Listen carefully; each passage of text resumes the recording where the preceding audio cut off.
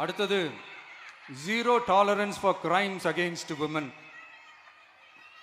பெண்களுக்கு எதிரான குற்றமே இல்லை என்ற நிலையை உருவாக்க வேண்டும்.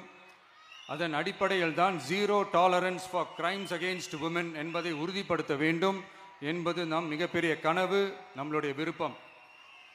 2 வயது குழந்தைக்கு நேர்ந்த கொடுமை, விமான பணிப்பெண்ணுக்கு நேர்ந்த கொடுமை என இந்த கொடுமைகளில் ஈடுபட்டதே திமுக நிர்வாகி ஒருவரும் திமுக கவுன்சிலர் ஒருவரும் தான் என்பது செய்திகள் வழியாக எல்லாரும் அறிந்த ஒன்று.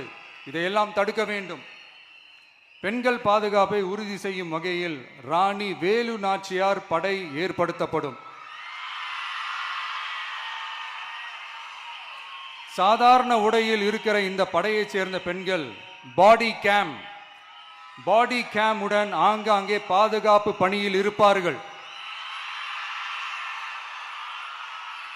இந்த திட்டத்தின் கீழ் மாநிலம் முழுவதும் 500 குழுக்கள் அமைக்கப்பட்டு பெண்கள் பாதுகாப்பு உறுதி செய்யப்படும்.